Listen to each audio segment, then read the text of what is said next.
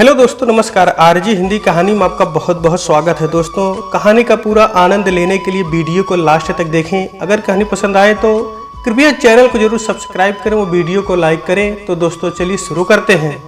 दीदी, मेरी एक सहेली मुसीबत में है। असल में वो धोखे का शिकार हो गई है। आपसे कुछ सलाह मशविरा करना चाहती है। आपसे बिना पूछे ही मैंने उसे यहाँ आने को कह दिया है। मैंने कुछ गलत तो नहीं किया दीदी?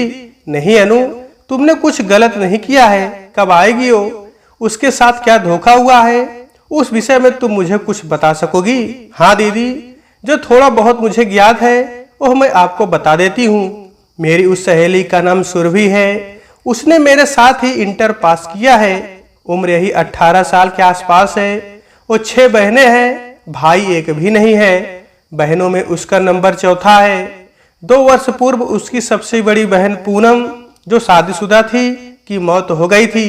अभी 2.5 महीने पहले अपने उसी बहन के पति भीष्म से सुरभि का विवाह हुआ है। सुरभि के दूसरे नंबर की बहन नीलम की शादी में उसके जीजा जी आए थे। नीलम के विदा हो जाने के बाद ओह अपनी पत्नी पूनम को याद करके बहुत रोए और सुरभि के पिता से अनुरोध किया कि सुरभि की सूरत मेरी पत्नी पूनम से बहुत मिलती है, मैं उसे भुला नहीं पाया। मैं पूनम को बहुत प्यार करता था। मैं सुरभि से शादी करना चाहती हूँ। सुरभि के पिता तैयार नहीं थे। उनका कहना था कि सुरभि से बड़ी एक बहन अभी अविवाहित है, उससे पहले वे सुरभि की शादी नहीं कर सकते। हाँ, सुरभि की बड़ी बहन से शादी करना चाहो तो विचार किया जा सकता है, लेकिन उसके जीजा भीष्म ने सुरभि की बड़ी बहन से शादी करने से इनकार कर दिया और वे सुरभि से ही शादी करने की जिद करने लगे। उन्होंने कहा, सुरभि की बड़ी बहन की शादी में मैं धन से आपकी मदद करूंगा, क्योंकि दामाद भी बेटे की तरह ही होता है। उसके लिए अच्छा मैच भी बताऊंगा। अब मैं और अकेला नहीं रह सकता। सुरभि से शादी करके अब अपने साथ ही ले जाऊंगा। सुरभि के पिता ने शादी में आए रिश्तेदारों से सलाह मशविरा किया। सभी ने यही सलाह दी कि जाना पहचाना लड़का है, जमीन जायदाद है, अच्छी नौकरी में है, मौका हाथ से मत जाने दो, उम्र भी अधिक नहीं है, सुरभि से 8-9 वर्ष बड़ा होगा बस। ये शादी करके एक और बेटी की जिम्मेदारी से निपट जाओगे। सुरभि को भी सभी ने यही समझाया कि तुम्हारे पिता का स्वास्थ्य ठीक नहीं रहता। तेरे अतिरिक्त अभी 3 लड़कियों की शादी और करनी है, पता नहीं कब और कैसे कर पाएंगे। तू भाग्यशाली है, तुझे तो मांग कर ले जा रहा है। पिता ने शादी की स्वीकृति देते हुए 2-3 सप्ताह का समय मांगा था ताकि कुछ पैसे का इंतजाम कर सके, किंतु वह नहीं माना। उसने कहा, भगवान की कृपा से मेरे पास सब कुछ है, मुझे सुरभि के अतिरिक्त कुछ नहीं चाहिए। उसने जबरदस्ती 10,000 रुपए सुरभि के पिता के हाथ में रख दिए कि तैयारी में रुपए खर्च कर ले। इस तरह दूसरे दिन ही सुरभि की शादी हो गई। शादी के बाद वो सुरभि को लेकर घूमने चला गया। 20-25 दिन सुरभि के साथ हनीमून मनाकर वह 2 दिन के लिए अपनी पोस्टिंग वाली जगह भी गया। फिर सुरभि को यहाँ छोड़ गया। तब से सुरभि यहीं पर है। उसने पत्र में लिखा था कि उसका स्थानांतरण होने वाला है, तब लेने आएगा। तो अब समस्या क्या है अनु? दीदी, अभी सुनने में आया है कि सुरभि से शादी करने के 15 दिन पहले भी उसने एक और शादी की थी। पता नहीं कि वो उस पत्नी के साथ एक दिन भी नहीं रहा और अब उससे तलाक लेने की कोशिश कर रहा है। यद्यपि यह बात उसने स्वयं न सुरभि को बताई न उसके घर वालों को। तभी अनु की सहेली सुरभि आ गई थी। बहुत उदास थी, उसकी आंखें रो रो कर सूज गई थी।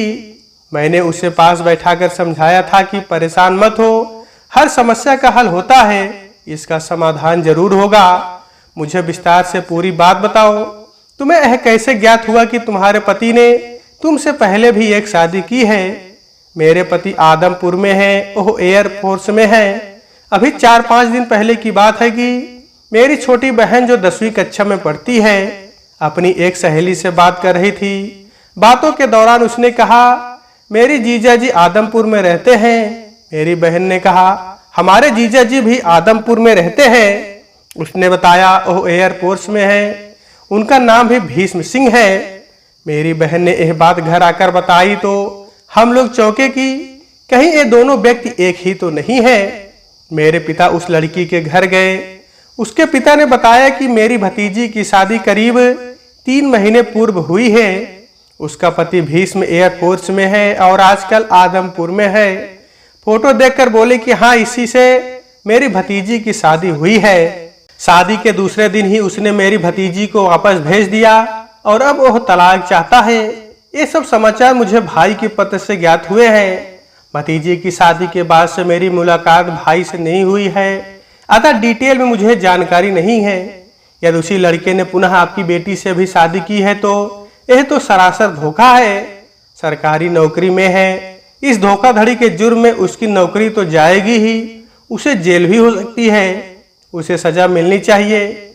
मैं अपने भाई को यहाँ बुलाता हूँ, आप दोनों मिलकर उस पर केस कर दें तो उसकी तो ऐसी की तैसी हो जाएगी।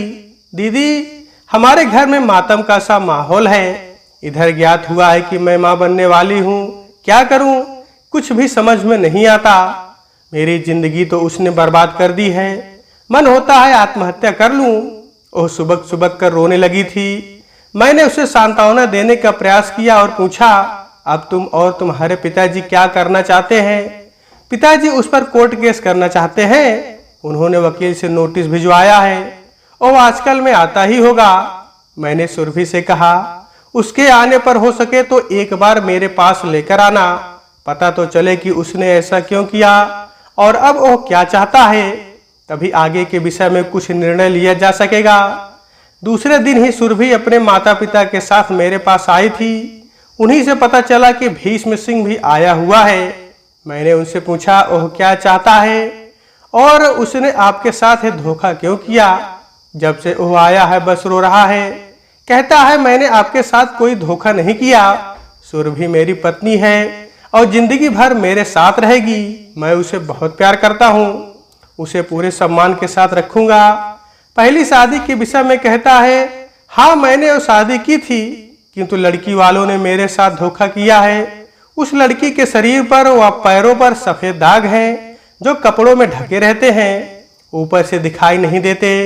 उन्होंने पहले बता दिया होता तो मैं वो शादी नहीं करता। मैंने उस लड़की को छुआ तक नहीं है, दूसरे दिन ही वापस भेज दिया था। अब वो लोग फोन पर धमकी दे रहे हैं कि लड़की को साथ रखो वरना दहेज के लालच में लड़की को सताने और वापस भेज देने के जुर्म में सजा कराएंगे, चाहे वे मेरी जान ले लें। लेकिन मैं उस लड़की के साथ नहीं रह सकता। उसका कहना है कि सुरभि की बहन नीलम की शादी में सुरभि को देखकर मुझे अपनी पत्नी पूनम की याद आ गई और तभी सुरभि से शादी करने का ख्याल मन में आया और मैंने आपके आगे अपनी इच्छा जाहिर कर दी। यदि मैं शादी की बात बता देता तो आप सुरभि की शादी मुझसे नहीं करते। हाँ, ये मेरी गलती है। आप जो चाहे सजा मुझे दे ले, मुझे मंजूर होगी। सुरभि के पिता ने सब बातें विस्तार से बताते हुए मुझसे पूछा, बेटी अब तुम बताओ हमें क्या करना चाहिए? मैंने कहा, अंकल मैं जानना चाहती हूँ कि आप क्या चाहते हैं। उससे समझौता करना चाहते हैं या उसे सजा दिलवाना चाहते हैं? यो तो भीष्म ने हमारे साथ सरासर धोखा किया है, हमारी बेटी की जिंदगी के साथ खिलवाड़ किया है। फिर भी हम यदि उस पर मुकदमा दायर करते हैं तो उसके साथ साथ हमारी बेटी की जिंदगी भी बर्बाद हो जाएगी। अभी वो इतनी पढ़ी लिखी नहीं है कि अपने पैरों पर खड़ी हो सके, साथ ही वो माँ भी बनने वाली है। हम इतने समृद्ध नहीं है कि बेटी को इतना कुछ दे दें कि वो आसानी से जीवन निर्वाह कर सके। मैं तो अपनी 3 कुंवारी बेटियों की ही शादी नहीं कर पा रहा, उसकी दूसरी शादी कैसे कर पाऊंगा? कोर्ट केस करो भी तो बरसों लग जाएंगे और पैसा भी पानी की तरह बहेगा, जो हमारे पास नहीं है। यदि हम केस जीत गए और उसे सजा भी करा दी, तब भी मेरी बेटी की जिंदगी की कोई समस्या हल नहीं होगी। अभी तो वो माफी मांग रहा है, मेरी बेटी को अपने साथ रखना चाहता है। उसकी एक यही विनती है कि पहले पक्ष के साथ मिलकर हम उसके विरुद्ध खड़े ना हो और कोर्ट में एक गवाही भी ना दे कि उसने हमारी बेटी से शादी की है, क्योंकि पहले पक्ष का साथ देने का मतलब उसकी सजा निश्चित है। अपनी बेटी के हित को ध्यान रखकर हमने भी यही फैसला किया है कि हम भीष्म के विरुद्ध न जाएं। बेटी, क्या हम कुछ गलत सोच रहे हैं? नहीं अंकल, आप जिन परिस्थितियों में हैं उनमें आपका यह निर्णय गलत नहीं है। फिर भी मैं चाहती हूं कि आप अपने दामाद भीष्म सिंह से मेरी एक मुलाकात करा दें। सुरभि के माता पिता के जाते ही मेरी छोटी बहन अनु मुझ पर बरस पड़ी। वाह दीदी, आप तो नारी स्वतंत्रता, नारी न्याय की बड़ी बड़ी बातें करती व सोचती हैं। यह तो उस धोखेबाज के सामने हथियार डालना हुआ। उसके किए की सजा उसे कहाँ मिली? उसे तो जेल की सजा होनी चाहिए। यदि आपके साथ या मेरे साथ ऐसा होता तब भी आप यही निर्णय लेती। देखो अनु, कोई भी निर्णय व्यक्ति विशेष की परिस्थितियों के हिसाब से लिया जाता है। मेरे साथ यदि ऐसा होता तो मेरा फैसला या नहीं होता। मैं अपने पैरों पर खड़ी हूँ, पढ़ी लिखी हूँ, बोल्ड हूँ। वैसे भी सुरभि के पिता को मैंने कोई सलाह नहीं दी है, यह उनका अपना फैसला है। किंतु मुझे उनके इस फैसले में कोई बुराई नजर नहीं आई, बशर्ते भीष्म की नीयत में खोट ना हो। शाम को सुरभि भीष्म के साथ आई थी। आते ही भीष्म ने कहा था, सुरभि आपको दीदी कहती है, क्या मैं भी आपको दीदी कह सकता हूँ? हाँ क्यों नहीं? दीदी, इस सुरभि को समझाइए। आपको तो पता होगा कि यह माँ बनने वाली है, किंतु यह इस गर्भ को समाप्त कर देना चाहती है। कहती है, मुझे तुम जैसे धोखेबाज के साथ जीवन नहीं बिताना है। मुझे अपनी जिंदगी अकेले ही काटनी है। इसके लिए मुझे आत्मनिर्भर बनना होगा, पढ़ना होगा। यह बच्चा मेरे पैरों की बेड़ी बन जाएगा। हाँ दीदी, मैंने कुछ गलत नहीं कहा। वैसे भी बच्चा पति पत्नी के प्रेम की निशानी होता है, लेकिन हमारे विवाह का आधार प्यार नहीं, छल है। मैं इस बच्चे को जन्म नहीं देना चाहती और ना ही इनके साथ रहना चाहती हूँ। उस लड़की के परिवार ने इनके साथ धोखा किया, इसलिए इन्होंने उनकी लड़की को त्याग दिया। इन्होंने मेरे साथ धोखा किया है, इसलिए मैं इनका त्याग करती हूँ। ये मेरी प्रिय बहन के पति रहे हैं, बस इस नाते इनको अपनी तरफ से यह सहयोग दे सकती हूँ कि हम इनके खिलाफ कोर्ट में खड़े नहीं होंगे। किंतु दूसरी पार्टी बहुत संपन्न है, इनको सजा करा के रहेगी। इस धोखेबाज को सजा मिलनी ही चाहिए, कहकर सुरभि रोती हुई वहां से उठकर चली गई। मेरे पूछने पर भीष्म सिंह ने कहा, दीदी, मैं कोई क्रिमिनल नहीं हूँ जिसका एक के बाद एक शादी करते जाना शौक हो। हाँ, मैंने एक सच को छिपाकर बहुत बड़ा अपराध किया है। यद्यपि उसके पीछे भी मेरा सुरभि के प्रति प्यार ही था। मैं बता देता तो सुरभि को नहीं पा सकता था। अभी तो यह मुझसे बहुत नाराज है। यद्यपि इसकी नाराजगी सही है। अभी मैं जा रहा हूँ, उधर का केस सुलझते ही फिर आऊंगा। आपसे एक निवेदन है, किसी तरह समझा बुझा कर सुरभि को गर्भपात कराने से रोक लें। आपका एहसान जीवन भर नहीं भूलूंगा। उसके माता पिता ने तो मुझे माफ कर दिया है।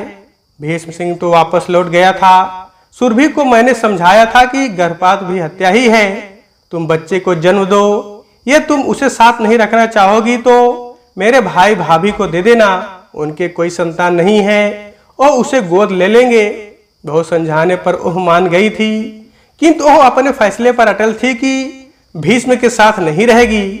एक दिन सुरभि ने बताया कि पुलिस ने दहेज के लिए पत्नी को छोड़ने व सताने के आरोप में भीष्म सिंह को गिरफ्तार कर लिया है। इस समाचार के 7-8 दिन बाद ही एक दिन अचानक भीष्म सिंह सुबह सुबह मेरे घर आ पहुंचा। दीदी, स्टेशन से सीधे आपके पास आ रहा हूँ। सुरभि या उसके घर वालों को तो मेरे यहाँ आने के विषय में कुछ नहीं पता है। पूछने पर उसने बताया कि पुलिस तो उसे गिरफ्तार करके ले गई थी। उस लड़की के घर वाले मेरे पीछे पड़े थे, किंतु उस लड़की ने मुझे मुक्त करा दिया। उसने साफ कह दिया कि मुझे दहेज के लिए नहीं सताया गया। मेरे माता पिता ने एक सच को छिपाया था। मुझसे तो कहा गया था कि सफेद दाग होने की बात लड़के को बता दी गई है, जबकि इनको नहीं बताई गई थी। मुझे उनसे कोई शिकायत नहीं है। मैं तो शादी करना ही नहीं चाहती थी, क्योंकि मैं जानती थी कि उसका अंत ऐसा ही कुछ होगा। आपसी सहमति से हमारा तलाक हो गया है। यहाँ सुरभि के माता पिता तो मुझे माफ कर चुके हैं, किंतु सुरभि मुझसे नफरत करती है। बहुत सी बातें वह मुझसे करता रहा, फिर सुरभि के घर चला गया। शाम को वह पुनः आया था, बहुत निराश दिख रहा था। उसने बताया, माता पिता के समझाने का भी सुरभि पर कोई असर नहीं हो रहा। कहती है, जबरदस्ती इनके साथ भेजोगे तो आत्महत्या कर लूंगी। सोचता हूँ आज वापस लौट जाऊं।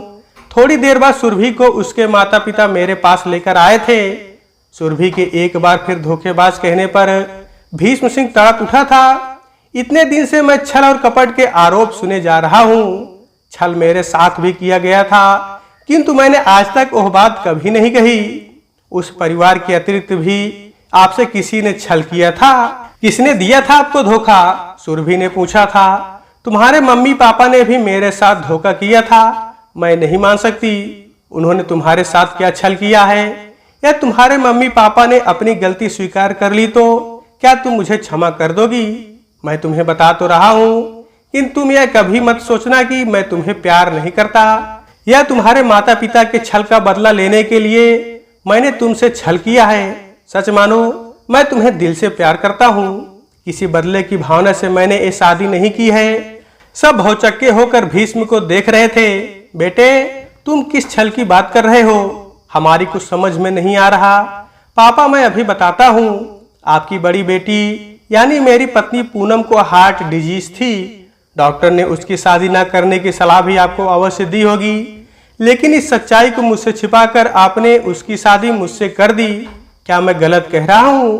पापा की नजरें झुक गई थी। हाँ बेटे, हार्ट प्रॉब्लम तो उसको थी, किंतु उसकी शादी न करने की सलाह डॉक्टर ने हमें नहीं दी थी। किंतु पापा, आपने हार्ट प्रॉब्लम होने वाली बात भी हमें पहले नहीं बताई थी। एक तरह से क्या यह छल नहीं है? पहली प्रेगनेंसी में डिलीवरी के दौरान पूनम की मौत हो गई। हमारी डॉक्टर ने बताया था कि ऐसे केसेज में हम लड़की की शादी न करने की सलाह देते हैं, क्योंकि मातृत्व की पीड़ा उसके लिए जानलेवा बन सकती है। सुरभि के माता पिता मौन थे। अब मुझे कुछ नहीं कहना है। मैं सवेरे होटल में ठहरा हूँ। सुरभि, तुम्हारे पास सोचने के लिए रात भर का समय है, या तुमने मुझे माफ कर दिया है तो सुबह 7 बजे तक मुझे खबर भिजवा देना। मैं तुम्हें लेने आ जाऊंगा, वरना सुबह की ट्रेन से वापस लौट जाऊंगा। सुरभि ने जाते हुए भीष्म का हाथ पकड़कर उसे रोक लिया था। रुक जाओ, मैंने निर्णय ले लिया है। मैं तुम्हारे साथ चलने को तैयार हूँ। तो दोस्तों, आज के वीडियो में बस इतना ही। कहानी आपको कैसी लगी कमेंट बॉक्स में जरूर बताइएगा। तो दोस्तों, आपसे फिर मिलते हैं अगले वीडियो में। तब तक के लिए नमस्कार।